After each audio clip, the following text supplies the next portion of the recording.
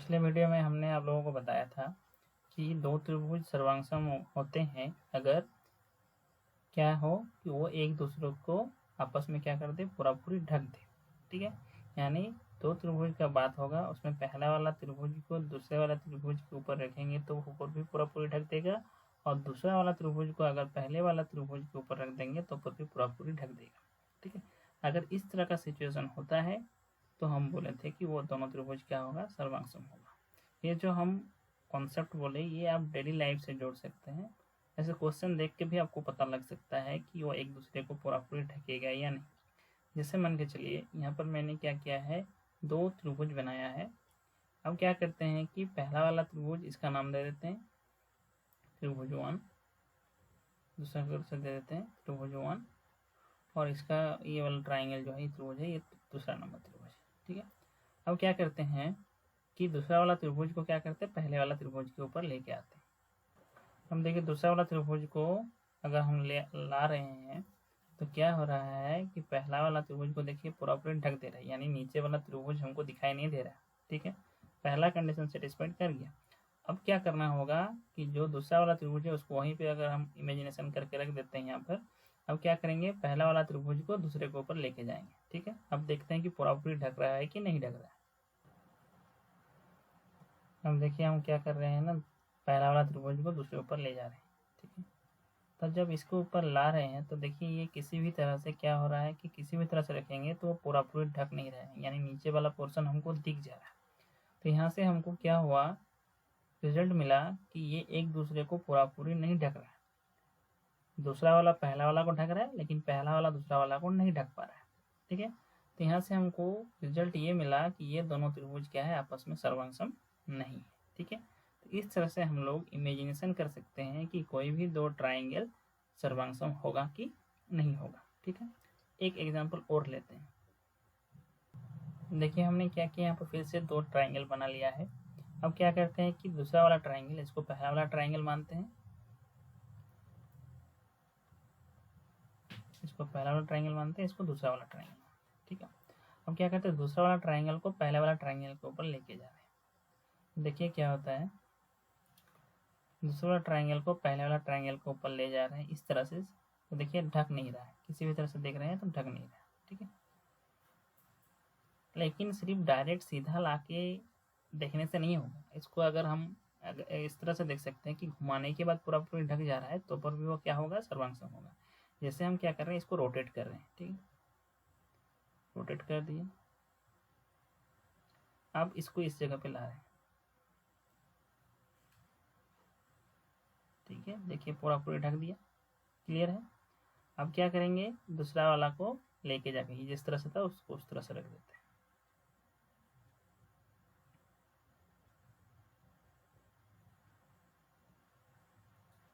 अब पहला वाला ट्राइंगल को दूसरे वाला ट्राइंगल के ऊपर लेके जाते हैं। देखिए अगर हम पहला वाला को डायरेक्ट ले आ रहे हैं दूसरे के ऊपर तो ढक नहीं पा रहा है, लेकिन एक कंडीशन ऐसा हो रहा है कि अगर हम इसको मूव कराते हैं, ठीक है, मूव कराने के बाद यानी ये वाला पॉइंट को इस पॉइंट पे रखते हैं, देखिए मूव कराते हैं,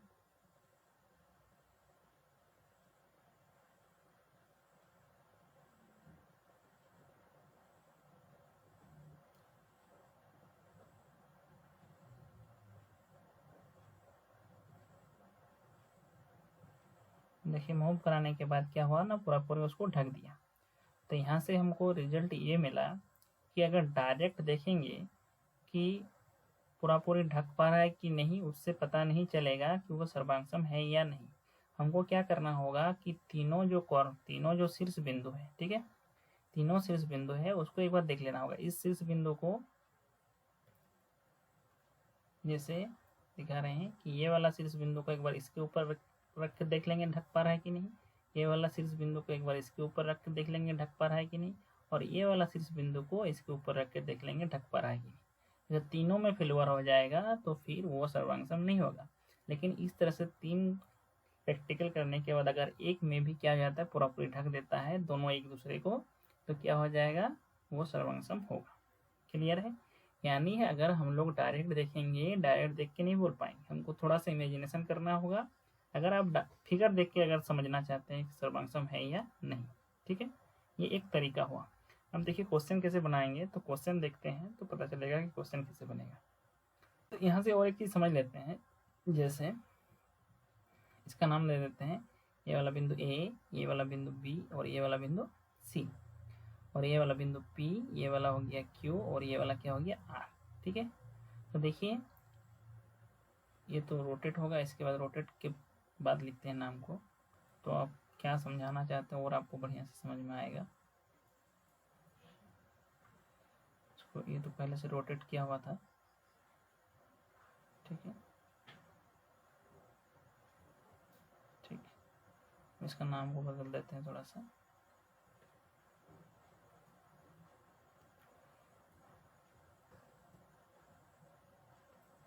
ये वाला नाम दे देते हैं ए, ये वाला नाम दे देते हैं बी और ये वाला नाम दे देते हैं सी। ठीक है, अब देखिए हम जब रोटेट किए थे तो ए किसके ऊपर जाके बैठा था, ए जो बैठा था वो किसके ऊपर बैठा था, पी के ऊपर। ठीक है, बी किसके ऊपर जाके बैठा था, क्यू के ऊपर। ठीक है, बी कहाँ पे जाके बैठा था, क्यू के ऊपर। इमेजिनेशन कीजिए, इसको हम जस्ट इस तरह से मूव कर दिए थे तो ए आ गया था इस जगह पे, बी आ जाएगा था क्यू के ऊपर, और सी किसके ऊपर आ गया था, आर के ऊपर। तो यहाँ से हम लोग कह सकते हैं कि ए बी सी जो है वो सर्वांगसम है किसके साथ, पी क्यू आर के साथ। ठीक है, देखिए यह नाम लिखना जरूरी हो जाता है। यही आपको समझाए थे कि ए के ऊपर जो आके बैठ रहा है, ए के ऊपर ए और पी आपस में एक दूसरे को क्या है, बैठ जा रहा है। इसलिए ऐसा लिखने से नहीं होगा कि बी जाके पी के ऊपर बैठ जा रहा है। अगर हम लिखेंगे बी ए सी सर्वांगसम त्रिभुज पी क्यू आर, तो ये लिखना क्या हो जाएगा, गलत हो जाएगा, क्योंकि बी जो है वो पी के ऊपर अगर बैठाएंगे बी को तो क्या होगा, वो एक दूसरे को नहीं ढकेगा। क्लियर है, तो इस तरह से नाम लिखने का टाइम थोड़ा सा सावधानी बरतना है। अब देखिए क्वेश्चन को स्टार्ट करते हैं। क्वेश्चन दिया गया है कि चतुर्भुज ABCD में चतुर्भुज ACBD में AC इक्वल टू AD और AB कोण A को समद्विभाजित करता है। दर्शाइए कि त्रिभुज ABC सर्वांगसम त्रिभुज ABD है। उसके बाद क्वेश्चन में दिया गया है BC और BD के बारे में आप क्या कह सकते हैं। देखिए यहाँ पर आपको दिख रहा है कि AC के ऊपर यहाँ पर क्या किया गया है ना, एक सिंबल दिया गया है। AC के ऊपर एक सिंबल दिया गया है, वही सिंबल किसके ऊपर दिया गया है, AD के ऊपर। इस तरह से अगर फिगर में सिंबल सेम रहता है तो वो डिनोट करता है कि वो दोनों क्या है, आपस में बराबर है। ऐसे यहाँ पर क्वेश्चन में दिया हुआ ही है, AC जो है वो किसके साथ बराबर है, AD के साथ बराबर है। क्लियर है, वही चीज़ यहाँ सिंबल में दे दिया कि AC और AD आपस में क्या है, बराबर है।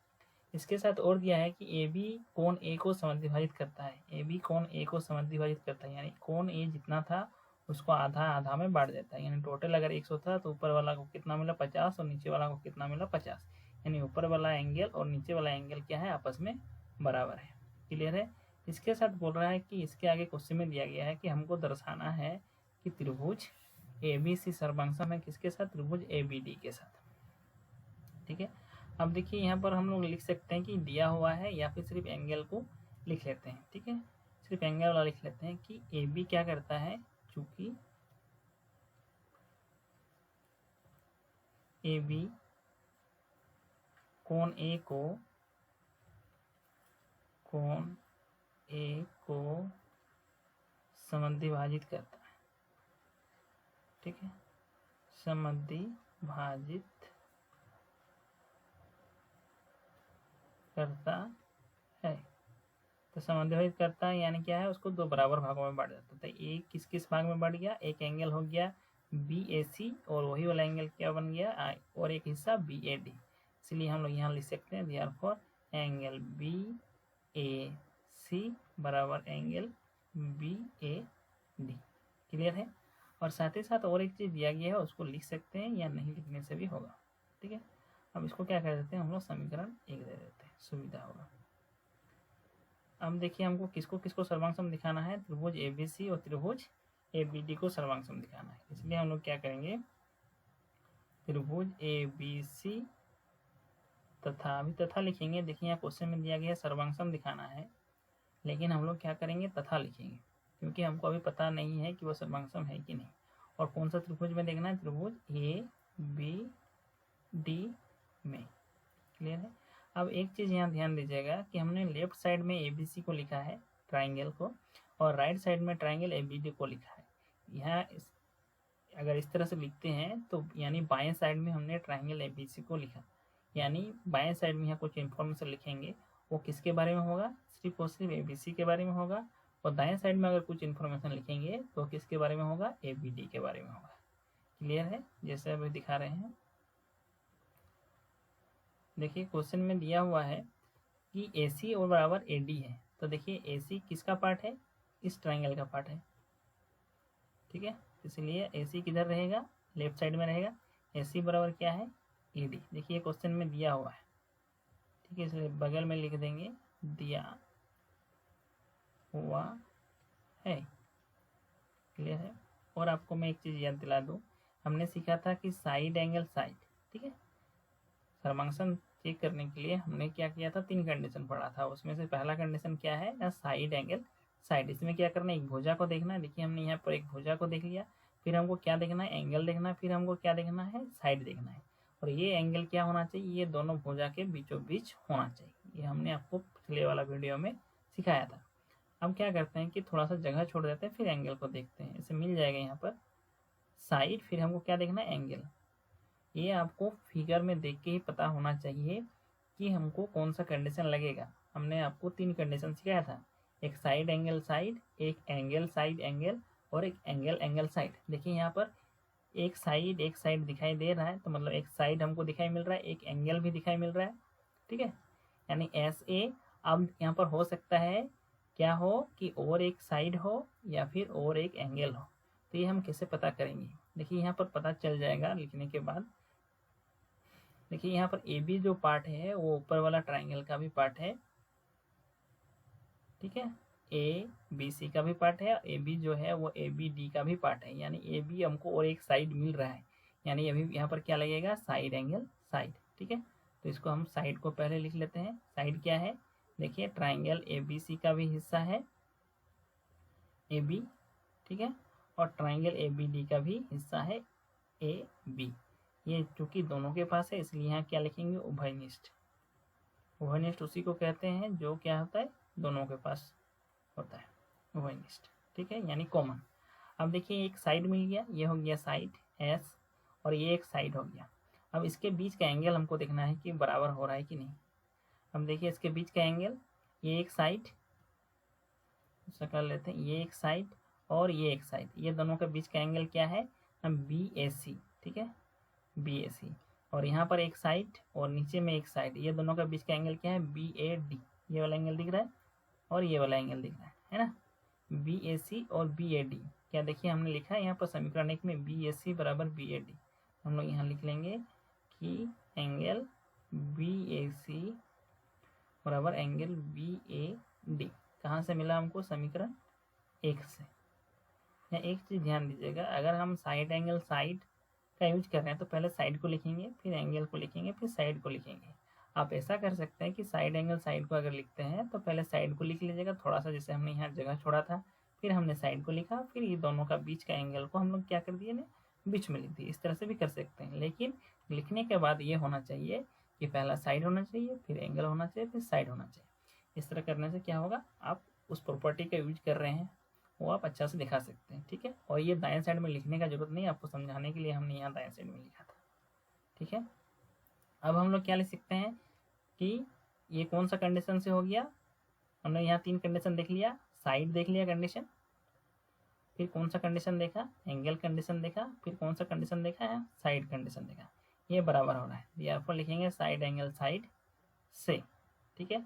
अगर इस तरह से बराबर होता है, एक साइड दूसरा वाला साइड के साथ, एक एंगल उसके एक एंगल के साथ, और एक साइड फिर एक साइड के साथ, तो हम लोग क्या कहते हैं कि दोनों त्रिभुज आपस में क्या होता है ना, सर्वांगसम होते हैं। यानी यहाँ पर किसका किसका बात होता है, त्रिभुज ABC और त्रिभुज ABD, ये दोनों आपस में क्या हो जाएगा, सर्वांगसम हो जाएगा। क्लियर है? अब हमको क्वेश्चन में बोला था कि हमको क्या दिखाना है, सर्वांगसम दिखाना है, ये वाला पार्ट हो गया। अब इसके साथ हमको और क्या दिखाना है, क्या क्वेश्चन में बोला है कि BC और BD के बारे में आप क्या कह सकते हैं। देखिए यहाँ नाम से ही पता चल जाएगा कि BC और BD के बारे में क्या कह सकते हैं, कि B और C दूसरा वाला पार्ट और तीसरा वाला पार्ट है कि नहीं। दूसरा नंबर पोजीशन पे है और तीसरा नंबर पोजीशन पे BC। इधर भी देखिए दूसरा नंबर पोजीशन पे कौन है, B, और तीसरा नंबर पोजीशन पे है D। यानी BC और BD के बारे में क्या कह सकते हैं कि ये दोनों आपस में क्या है, बराबर है। ठीक है, हम लोग लिखेंगे CPCT से, CPCT से, इसका मतलब समझाते हैं। इसको अंग्रेजी में क्या कहते हैं, कॉन्ग्रुएंस पार्ट और corresponding part of congruence triangle. ठीक है, corresponding part of congruence triangle.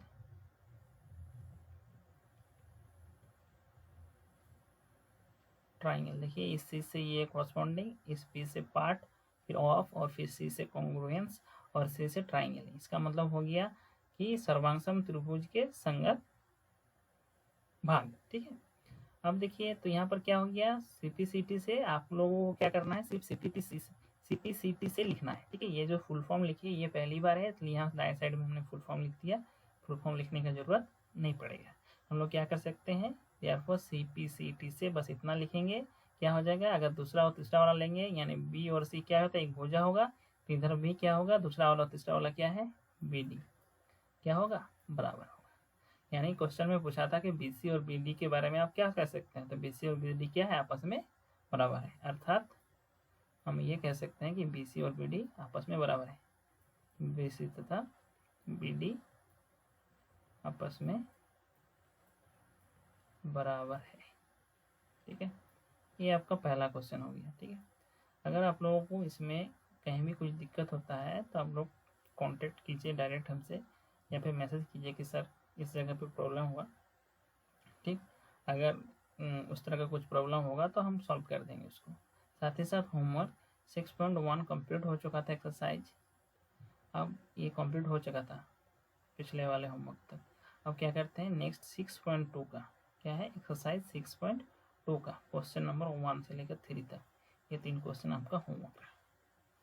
चलिए आज के लिए बस इतना है।